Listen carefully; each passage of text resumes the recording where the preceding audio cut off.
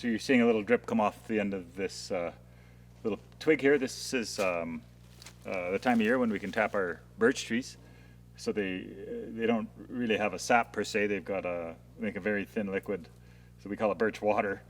It can be rendered into syrup, except instead of 40 to 1 like maple syrup, it's 100 to 1, so it's a lot of work.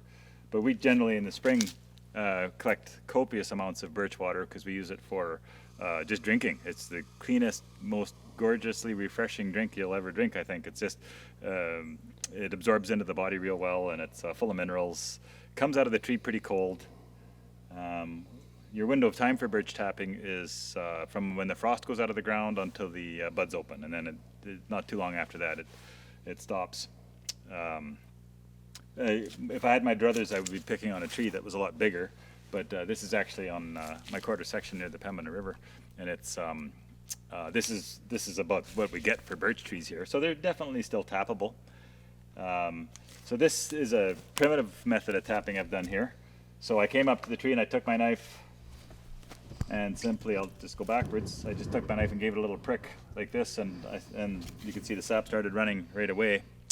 So so if I want to tap this in a sort of a primitive fashion with no special equipment, I just take the tip of my knife and safely put my hand on the end of the blade, and I push up at about a 45-degree angle, and I wiggle it into a few of the layers of the sapwood.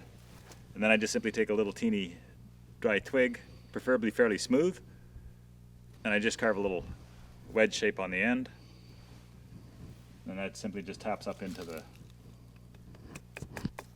your knife slit. And then sometimes to get it going, you'll see it still running down the tree, and you'll see the sap building up between the trunk and the twig. So sometimes you have to play with the surface tension bit, there we go, to get it dripping again. Once it starts to pull, it sort of self-creates a little bit of surface tension, and it'll keep going. So there's a couple techniques for doing that. That's one. Another one is you actually take a layer of bark underneath and you pry it up so that, in line with the drip, so that the drip runs, and then it hits the little shelf of bark and it runs out. Just through the first layer of bark, so you don't needlessly re-injure the tree.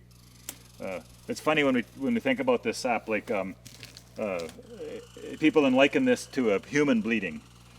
So the tree gets damaged, or you put it, everybody's, oh no, the water's running out of the tree. But I always have to laugh when people say that, because it's not the same as cutting your finger.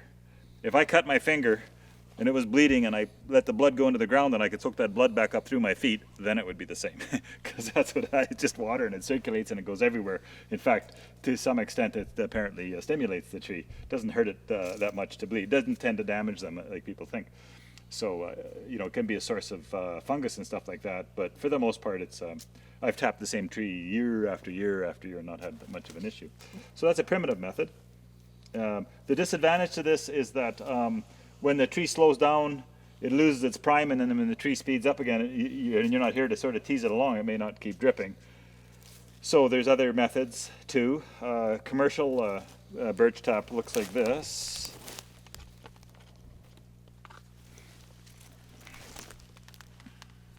So it's a simple affair, just a little, it's just a little cone-shaped thing that's hollow with a little spigot on the end. And so what we do is we drill a hole in the tree and we simply tap this in, and this goes into a container. Just so happens I happen to have with me. Now there's something about the height of the tree, like there is actually recommended practices for birch tapping, look it up, but generally, it's like a meter and a bit up, and sometimes the south side of the tree tends to be pulling a little more water than other parts. Sometimes maybe it's superstition. So this is a bit that's a specific size for the tap. A bigger tree is nicer to pick on because in relation, a huge tree with this size of hole is fairly minimal, but this size of tree with this size of hole this is getting down to the, I don't like tapping much smaller than this, for sure.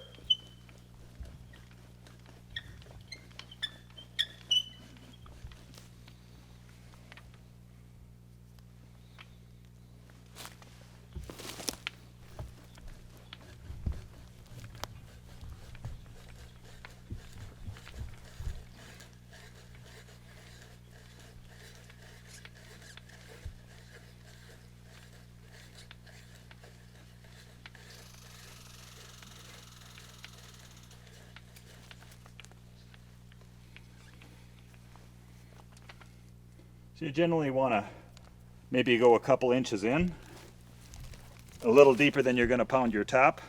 So the tap you'll see is wedge shaped, so it starts to make a seal in this area here. And we don't want the tap right tight to the end of the hole. So I need to make sure that the hole's a little bit deeper than the tap.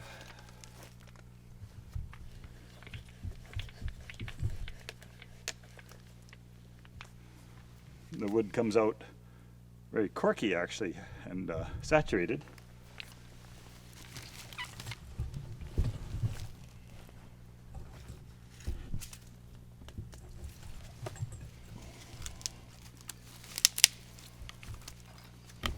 Always use the proper tool for the job. You can see right away starting to get some sap in there. There, it's starting to run. There it goes. So you make a pseudo seal by pounding that tap in. Can be pounded in a little bit more.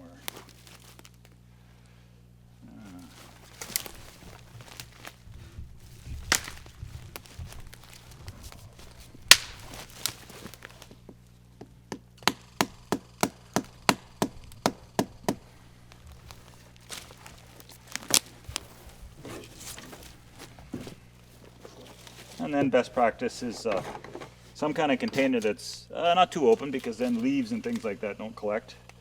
And the birch water is a little bit sweet, so a very sweet essence, so it does tend to get a bloom fairly fast. There, you can see that running quite well. I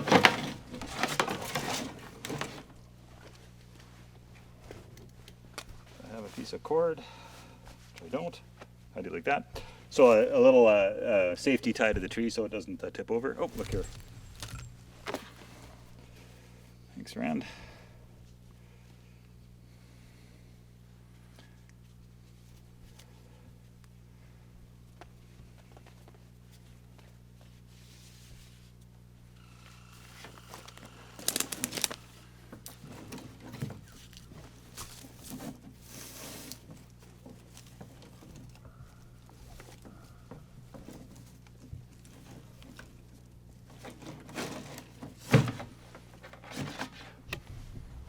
Beauty.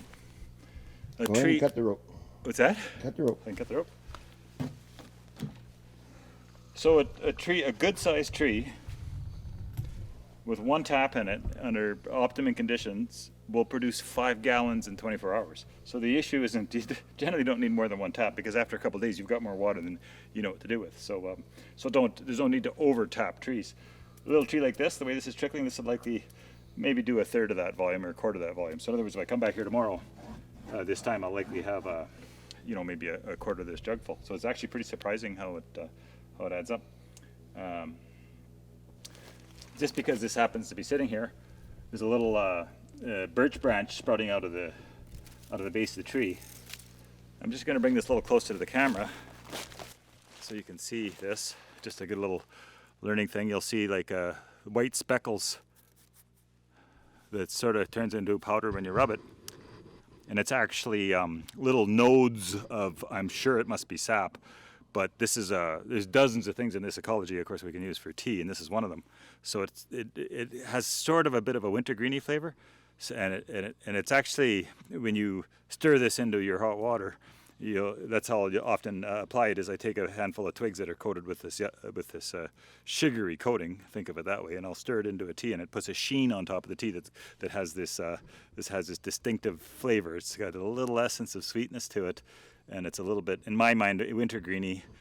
Some people describe it a little different, but sometimes I'll just pop a twig in my mouth too and suck on it as a little trailside flavor in the mouth. But that was just such a great example. I thought we'd include that. But yeah, the birch.